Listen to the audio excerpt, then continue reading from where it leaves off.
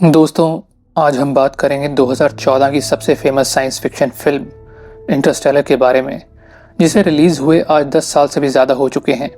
लेकिन आज भी यह कहानी ज़्यादातर लोगों को पूरी तरह से समझ में नहीं आती है, जिसकी वजह है इसके पेचीदा साइंटिफिक कंसेप्ट्स, जिन्हें आज हम इस वीडियो के माध्यम से सिंपल वर्ड्स में समझेंगे। तो चलिए बिना किसी देरी के रुक करते हैं इस कहानी की ओर।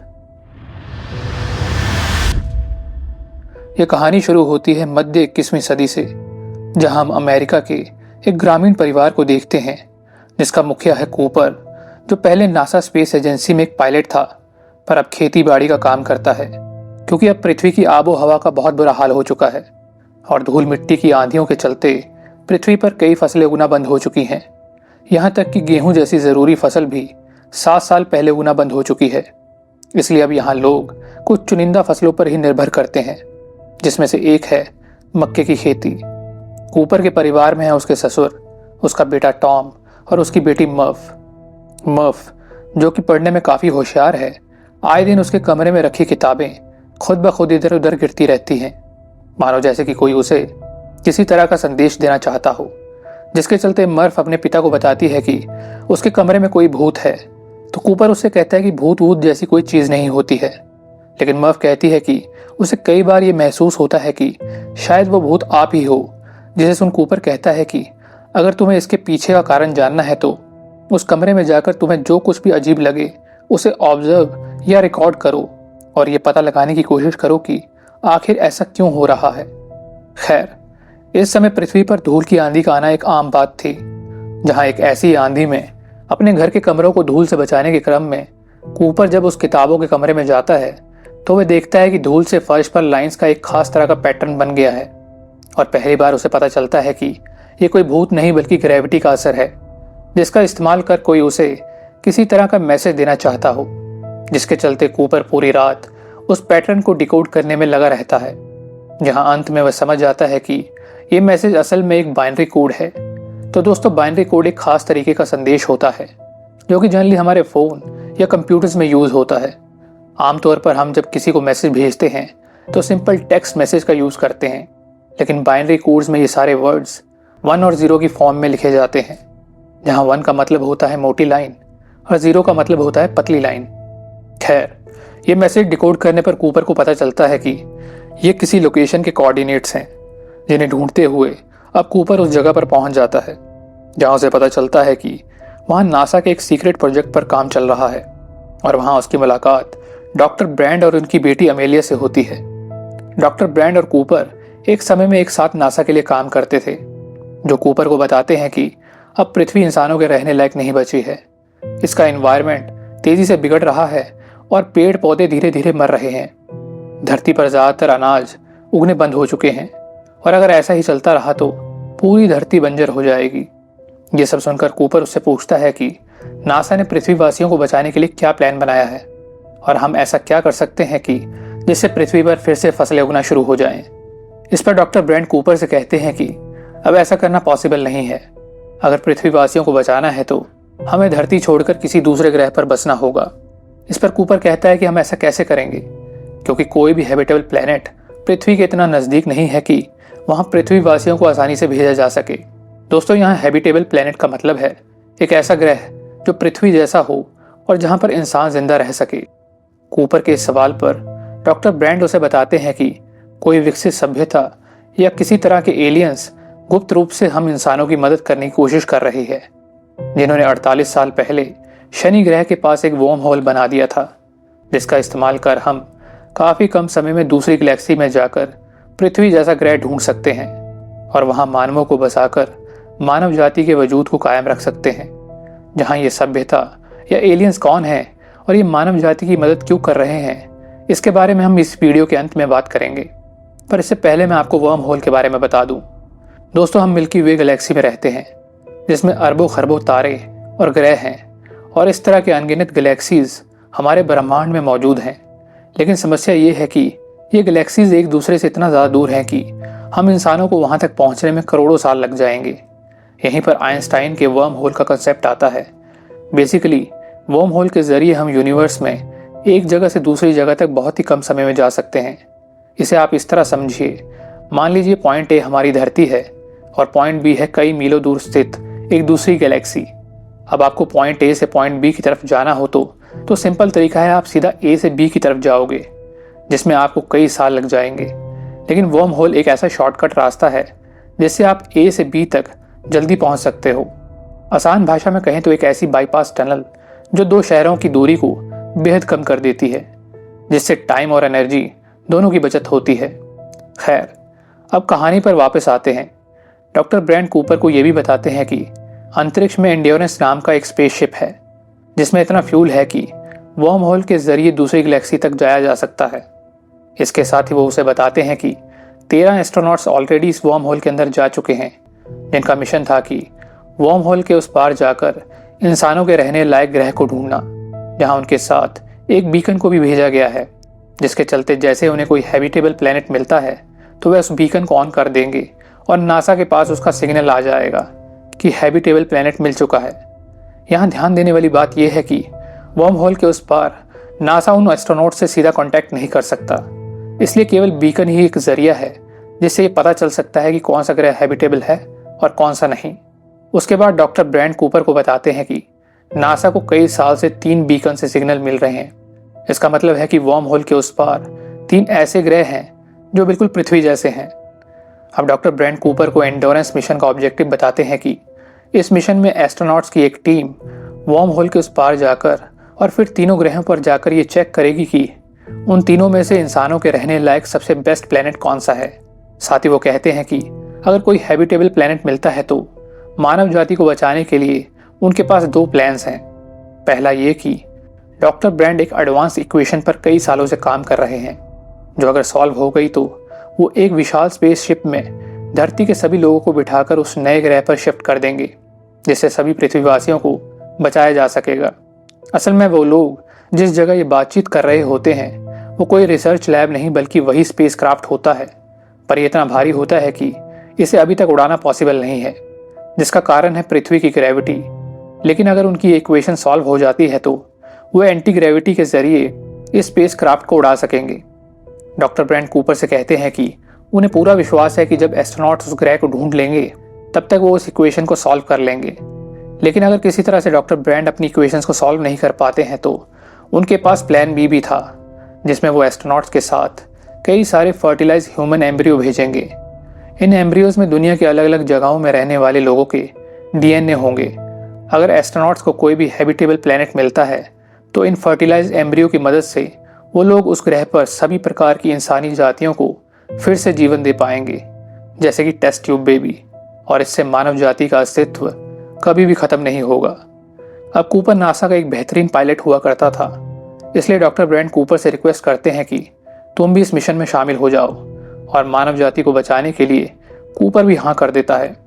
लेकिन इस बात से उसकी बेटी मर्फ उससे काफ़ी नाराज़ हो जाती है, क्योंकि वो जानती थी कि इस मिशन में बहुत सारा रिस्क है और ये ज़रूरी नहीं कि कूपर इस मिशन के बाद वापस धरती पर लौटे। इस पर कूपर मर्फ को समझाता है कि उसका इस मिशन पर जाना बेहद ही ज़रूरी है और इसी में उसकी और पूरी दुनिया की भलाई है। इसके बाद मर्फ पूरी रात उस बुक शेल्फ के पास बनी उन लाइंस को देखती रहती है। अगली सुबह कूपर मिशन पर जाने से पहले अपनी बेटी से मिलने जाता है तो मर्फ उसे कहती है कि उसने इस मैसेज को डिकोड कर लिया है, जहां उस मैसेज का मतलब था स्टे, यानी रुको, मत जाओ। जिसके चलते मर्फ अब अपने पिता को रोकने की बहुत कोशिश करती है, पर कूपर उसे अपनी घड़ी देकर ये वादा करता है कि वो एक दिन वापस लौटकर ज़रूर आएगा। जहां इसी के साथ हम उसके रॉकेट को स्पेस में एंटर करते हुए देखते हैं, जिसमें उसके साथ डॉक्टर ब्रैंड की बेटी अमीलिया भी जाती है। इन दोनों के अलावा इस मिशन में 2 और लोग थे, डॉयल और रोमिली, जिनके साथ 2 एडवांस रोबोट्स टार्स और केस को भी इसमें शामिल किया जाता है। जहां अंतरिक्ष में पहुंचने के बाद वे अपनी स्पेसशिप को एंड्योरेंस स्पेसक्राफ्ट से जोड़ते हैं और फिर वे लोग शनि ग्रह के लिए रवाना हो जाते हैं, क्योंकि वर्म होल शनि ग्रह के पास ही था। जिसके चलते अब वो लोग वर्म होल के जरिए मात्र 2 साल की यात्रा कर गैरगेंटुआ नाम के एक ब्लैक होल के नज़दीक पहुंच जाते हैं। इसी ब्लैक होल के चारों ओर वे तीनों ग्रह चक्कर लगा रहे होते हैं, जहां से नासा को उन बीकन्स के सिग्नल आ रहे थे। अब सबसे पहले वो लोग मिलर्स प्लेनेट पर जाने का फैसला करते हैं, क्योंकि यहीं पर मिलर नाम का एक एस्ट्रोनॉट आया था, जहां से उसके बीकन का सिग्नल मिल रहा था। ये ग्रह उस ब्लैक होल के काफ़ी करीब था और यहाँ पर टाइम डायलेशन का कंसेप्ट यूज किया गया है। दरअसल एक ब्लैक होल के नजदीक समय पृथ्वी की तुलना में धीमा गुजरता है। यानी कि अगर कोई ग्रह एक ब्लैक होल के नजदीक है और दूसरा उससे काफी दूर, तो जो ग्रह ब्लैक होल के नजदीक है वहां समय दूसरे ग्रह के मुकाबले बहुत धीमा गुजरेगा। कहने का मतलब है कि अगर ब्लैक होल के नजदीक वाले ग्रह पर 1 घंटा गुजरता है तो हो सकता है दूसरे ग्रह पर उस दौरान कई साल बीत गए हों। अब चूंकि मिलर्स प्लैनेट ब्लैक होल के काफी करीब था, इस वजह से इस ग्रह पर उनका बिताया हुआ 1 घंटा पृथ्वी पर 7 साल के बराबर होगा। इसलिए कूपर चाहता है कि वो सिर्फ 1 घंटे में उस ग्रह से वापस आ जाए, ताकि वह वापस पृथ्वी पर लौटकर अपने बच्चों को सही सलामत देख पाए। क्योंकि कूपर द्वारा उस ग्रह पर बिताया गया प्रत्येक घंटा उसके बच्चों के लिए 7 साल के बराबर होगा। इसलिए वे लोग तय करते हैं कि कूपर के साथ एमेलिया और डॉयल एक लैंडर के जरिए मिलर्स प्लैनेट पर लैंड करेंगे और रोमेली एंड्योरेंस शिप पर ही रहेगा। और हम देखते हैं कि जब वो लोग उस ग्रह पर लैंड करते हैं तब उन्हें पता चलता है कि वहां तो सिर्फ पानी ही पानी है, जीवन का कोई नामो निशान नहीं। ऐसे ग्रह पर तो इंसानों का रहना बिल्कुल नामुमकिन है। जिसके बाद उन्हें वहां पर एस्ट्रोनॉट मिलर्स के स्पेसशिप का मलबा भी मिलता है, और जहां उन्हें पता चलता है कि बीकन से तो सिर्फ कुछ घंटे ही सिग्नल निकला था, पर टाइम डायलेशन की वजह से नासा को वो सिग्नल कई सालों तक मिलता रहा। खैर, अब वो तीनों ये खोजबीन कर ही रहे होते हैं कि इतने में वो लोग एक बहुत बड़ी टाइडल वेव का शिकार बन जाते हैं, जहां इस हादसे में उनके साथी डॉयल की मौत हो जाती है, जिसके साथ उनके स्पेसशिप में पानी भर जाता है, जिस वजह से उन्हें वहां 1 घंटे की जगह 3 घंटे रुकना पड़ता है। उसके बाद कूपर और एमिलिया जब वापस एंड्योरेंस पर लौटते हैं तो देखते हैं कि उनका साथी रोमेली अब बूढ़ा हो चुका है, जिसने उनके इंतजार में पिछले 23 साल गुजार दिए थे। वह उनसे कहता है कि उसे लगा कि तुम लोग उस ग्रह पर मर चुके हो और इन 23 सालों में तुम्हारे परिवार के कई सारे मैसेजेस आए हैं। जब कूपर अपने बच्चों द्वारा भेजे गए वीडियो मैसेजेस को देखता है तो पाता है कि उसके बच्चे अब बड़े हो चुके हैं, जहां उसके बड़े बेटे टॉम की शादी और बच्चे भी हो चुके हैं। उसकी बेटी मर्व की एज आज लगभग कूपर के बराबर हो चुकी है, जो उसकी तरह ही एक साइंटिस्ट बन चुकी थी और डॉक्टर ब्रैंड के साथ मिलकर इसी प्रोजेक्ट पर काम करने लगी थी। मर्व कूपर से बेहद नाराज होती है क्योंकि उसके पिता ने वापस न लौटकर अपना वो वादा पूरा नहीं किया था। अब चूंकि कूपर 23 साल बाद एंड्योरेंस स्पेसशिप पर आया था और इतने सालों में स्पेसशिप फ्यूल का यूज करता रहा, इसलिए अब एंड्योरेंस में सिर्फ लिमिटेड मात्रा में फ्यूल बचा हुआ है, जिससे वे बाकी के बचे हुए 2 ग्रहों में से सिर्फ एक पर ही जा सकते हैं। जहां काफी डिस्कस करने के बाद वो तीनों ये डिसाइड करते हैं कि वो मैन के प्लेनेट पर जाएंगे। यहाँ पर मैन भी एक एस्ट्रोनॉट का नाम है। मैन का प्लेनेट ब्लैक होल से थोड़ा सा दूर होता है, जिस वजह से उन्हें टाइम डायलेशन की भी कोई चिंता नहीं थी, जिसके चलते अब वे लोग उस ग्रह पर लैंड करते हैं और देखते हैं कि मैन एक डीप स्लीपिंग चैम्बर में सो रहा था। दोस्तों, डीप स्लीपिंग चैम्बर एक फ्यूचर टेक्नोलॉजी है जिसकी मदद से एक इंसान लंबे समय तक जिंदा रहने के लिए एक मशीन में गहरी नींद में सो जाता है। खैर, अब वो लोग मैन को डीप स्लीप से उठाते हैं, जो उन्हें बताता है कि इस ग्रह पर थोड़ी परेशानियां तो जरूर हैं, पर ये इंसानों के रहने लायक काफी है। जहां इसी दौरान धरती से मर्व का एक और मैसेज आता है, जिसमें वो बताती है कि डॉक्टर ब्रैंड ने अपनी मौत से पहले उन्हें बताया था कि प्लान ए सिर्फ एक दिखावा था। असल में उन इक्वेशंस को सॉल्व करना इम्पॉसिबल है, क्योंकि इन्हें सॉल्व करने के लिए एक खास तरह के ग्रेविटी के क्वांटम डाटा की जरूरत होती है, जो सिर्फ ब्लैक होल के अंदर ही मिल सकती है। यानी कि अब सिर्फ प्लान बी ही आखिरी उम्मीद है और पृथ्वी से किसी भी इंसान को बचाया नहीं जा सकता, जिसके लिए मर्व अपने पिता को ब्लेम करती है कि उन्होंने उसे धरती पर मरने के लिए छोड़ दिया था। लेकिन फिर भी मर्व उन इक्वेशंस को सॉल्व करने की कोशिश करती रहती है। अब इस बात से कूपर काफी दुखी होता है और तय करता है कि वो वापस पृथ्वी पर अपनी बेटी से मिलने जाएगा। जहां इसी बीच उसका साथी रोमेली उससे कहता है कि वापस जाते हुए तुम ब्लैक होल के करीब से होकर जाना और टार्स, जो कि उनका एक रोबोट होता है, उसे ब्लैक होल के अंदर भेज देना, ताकि जो ब्लैक होल की ग्रेविटी का डाटा उन इक्वेशंस को सॉल्व करने के लिए चाहिए वो तुम्हें मिल जाए। और वैसे भी स्पेसशिप में फ्यूल कम है, तो ब्लैक होल के पास से जाने पर स्पेसक्राफ्ट की स्पीड भी बढ़ जाएगी। दोस्तों, यहाँ पर ग्रेविटेशनल स्लिंग शॉट के कंसेप्ट की बात हो रही है। ग्रेविटेशनल स्लिंग शॉट एक ऐसी तकनीक है जिसमें हम एक स्पेसशिप को किसी दूसरे ग्रह या अन्य खगोलीय पिंड के ग्रेविटेशनल फोर्स का इस्तेमाल कर स्पीड प्रदान करते हैं।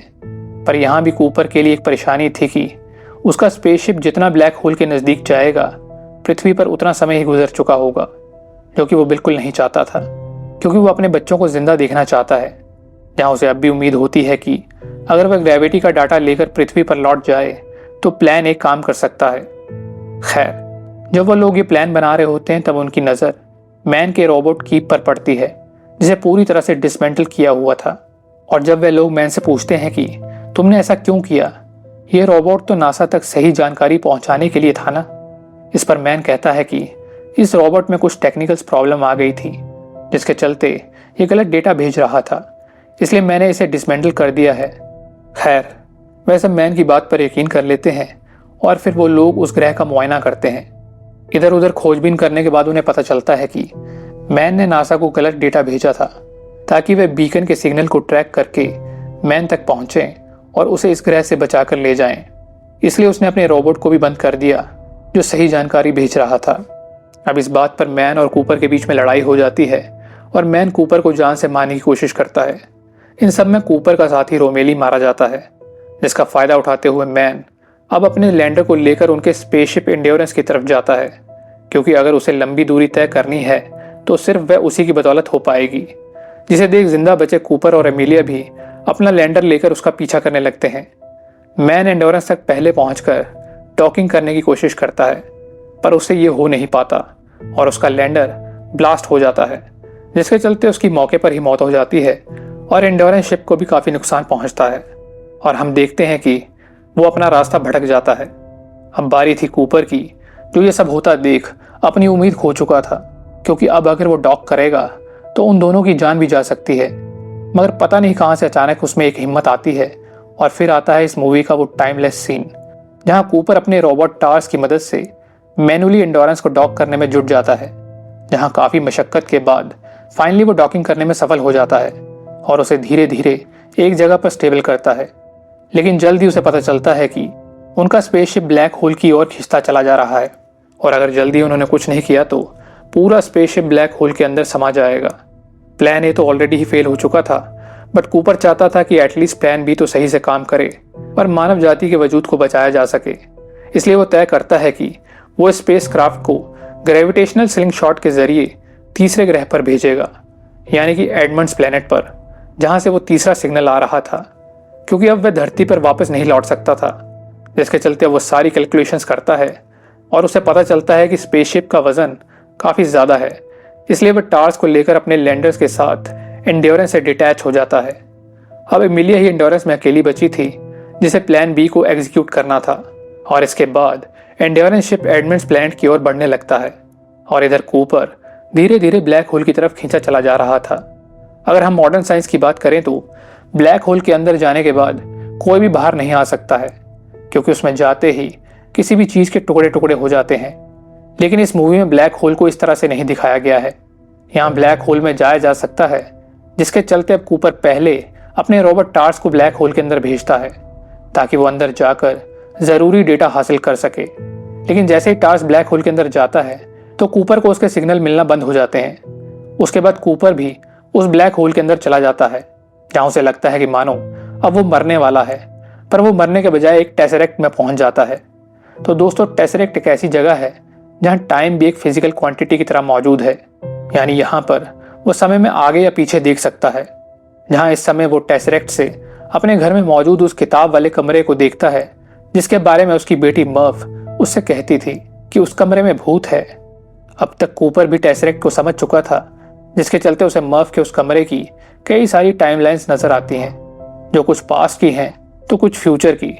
जिसके बाद कूपर पास्ट में अपनी बेटी को अपना मैसेज देना चाहता है कि वह उसे जाने से रोक ले, बट यहाँ पर प्रॉब्लम यह है कि आखिर वो उससे कांटेक्ट कैसे करे। फिर उसे याद आता है कि ग्रेविटी एक ऐसा फोर्स है जो अलग अलग डायमेंशन में जा सकता है और वो ग्रेविटी की मदद से वहाँ रखी किताबों को नीचे गिराना शुरू करता है। और अगर आपको याद हो तो इस फिल्म की शुरुआत यहीं से होती है। कूपर मर्फ को मैसेज के जरिए कहना चाहता है स्टे, यानी उसे नासा के बेस पर जाने से रोक दो। उसके बाद जब आंधी से उस रूम में धूल भर जाती है तो कूपर ग्रेविटी का इस्तेमाल कर उसे नासा के सीक्रेट बेस की लोकेशन बाइनरी कोड के जरिए देता है, ताकि उसे पता चल सके कि कूपर को कहाँ जाने से रोकना है। ये वही मैसेज है जो शुरू में कूपर ने डिकोड किया था, यानी कि मर्फ जिसे वो बचपन में भूत समझ रही थी वो कोई और नहीं बल्कि फ्यूचर का ही कूपर था। जहाँ इसी बीच कूपर को अचानक से टार्स के सिग्नल मिलना शुरू होते हैं, जो कूपर से कहता है कि उसे वो ज़रूरी ब्लैक होल की ग्रेविटी का डाटा मिल चुका है जो डॉक्टर ब्रांड की अधूरी इक्वेशंस को सॉल्व कर सकता है, जिससे प्लान ए के जरिए पृथ्वी के सभी लोगों को बचाया जा सकता है। टार्स उस डेटा को कूपर को सेंड कर देता है, लेकिन प्रॉब्लम यह थी कि वो उस डेटा को अपनी बेटी मर्व तक कैसे पहुंचाए। इसके लिए कूपर उस कमरे की फ्यूचर टाइमलाइन में जाता है जहां अब मर्व बड़ी हो चुकी है और नासा में साइंटिस्ट है, जहां उसके हाथ में उसके पिता द्वारा दी गई वही घड़ी होती है जो कूपर ने उसे जाते वक्त दी थी। कूपर उस घड़ी की सुइयों के जरिए मोर्स कोड में वो डाटा मर्व को भेजता है।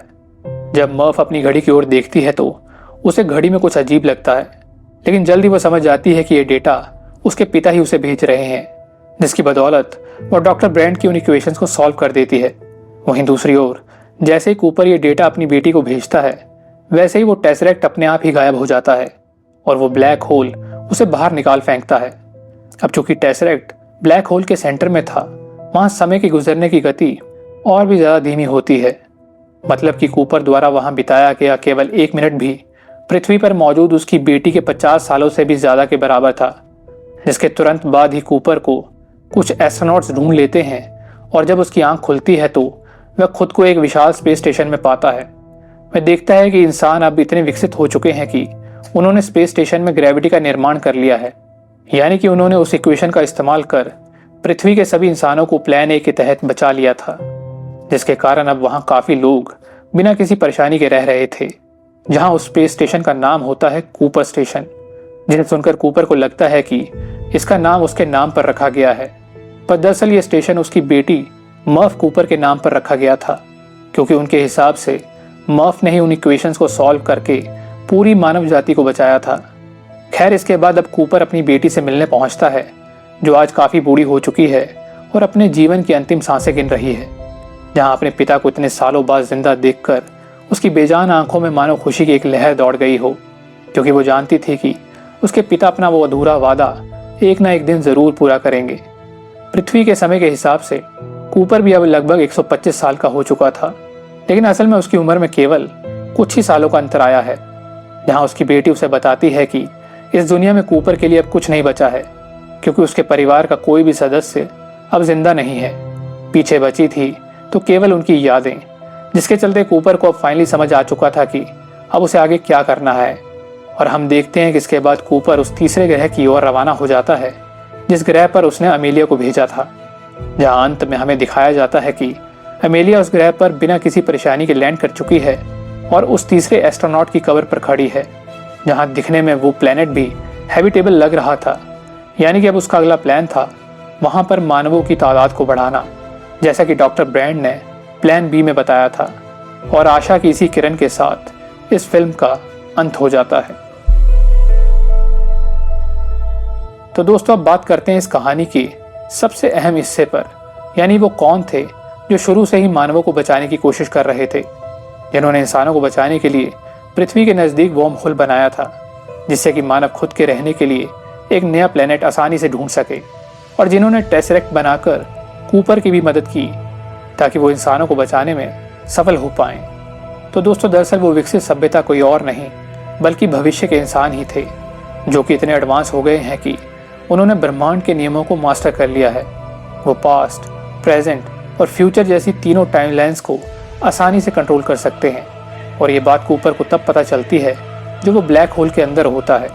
यानी कि भविष्य के इंसानों ने ही अपने खुद के अस्तित्व को बचाने के लिए ये सब किया था। पर यहाँ एक पैराडॉक्स पैदा होता है कि अगर इंसानों का पास्ट ही सुरक्षित नहीं था तो भविष्य के इंसानों का होना कैसे पॉसिबल है। इसके बारे में फिल्म में कहीं कुछ नहीं बताया गया है, पर एज अ फैन मेरा ये मानना है कि कूपर इस कहानी के अंत में अमेलिया के पास पहुंच जाता है, जहां वो दोनों साथ मिलकर प्लान बी को एग्जीक्यूट करते हुए इंसानों की तादाद को बढ़ाने में सफल हो जाते हैं, जो आगे चलकर कहीं ना कहीं उसी विकसित इंसानी सभ्यता में तब्दील हो जाते हैं जो पास्ट, प्रेजेंट और फ्यूचर जैसी तीनों टाइमलाइंस को मास्टर कर सकते हैं। और इस तरह ये टाइम लूप हमेशा के लिए चलता रहेगा। खैर, आप इसके बारे में क्या सोचते हैं? अपने विचार कमेंट के ज़रिए ज़रूर बताइएगा। जहां अंत में मैं जाते जाते बस इतना ही कहूँगा कि बेहतर से बेहतर की तलाश करो, मिल जाए नदी तो समंदर की तलाश करो, टूट जाता है शीशा पत्थर की एक चोट से, टूट जाए ये पत्थर, आज कुछ ऐसा तलाश करूं